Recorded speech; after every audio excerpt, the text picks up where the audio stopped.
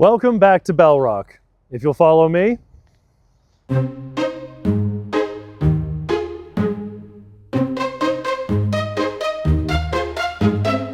I'd like you to meet the Reverend Michael Wigglesworth.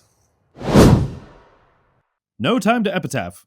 Michael Wigglesworth emigrated to New England in 1638 when he was just 7 years old. He graduated from Harvard in 1651. For several years after he graduated, Michael Wigglesworth stayed as Harvard, serving as a tutor, advisor, and teacher. One of his students was a young teenager only 8 years his junior named Increase Mather. After a few years at Harvard, Michael Wigglesworth was ordained the minister of the First Parish of Malden. Michael Wigglesworth was a very popular minister. His fame and popularity grew especially after he published The Day of Doom, an epic poem that many historians consider to be America's first bestseller. But throughout this period of his early ministry, Michael Wigglesworth was consumed with an affliction. He attributed this affliction to his great sin. He was so consumed by this affliction that when he was offered the presidency of Harvard, he turned it down. He struggled so mightily with this affliction that he actually began to suffer psychosomatic symptoms and was physically ill and had to step down from the ministry for a time.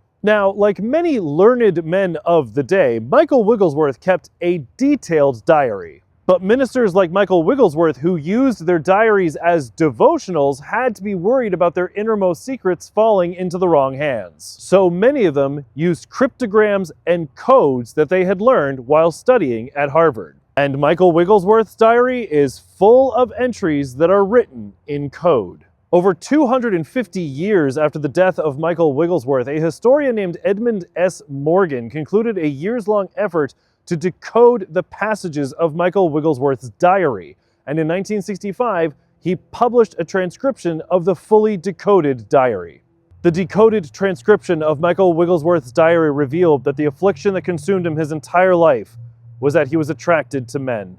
The decoded entries are heartbreaking. The coded entries reveal that Michael Wigglesworth reached out to friends for help, including physicians and other ministers. He was advised by a doctor friend that getting married would cure him, that, quote, many other men had taken the marriage cure with good success. Many other men?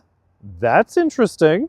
Michael Wigglesworth took his friend's advice, and the day after his wedding, he wrote this in code.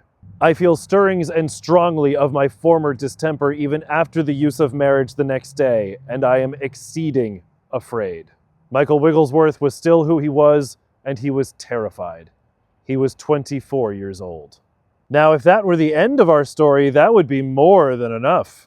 But as the Reverend Michael Wigglesworth grew older and more popular, he found himself unwillingly tangled in a battle over religious authority and political control, centered around one family who sought to create a dynasty here in the New World. His former student, the Reverend Increase Mather, and his son, Cotton Mather. Stay tuned for part 2.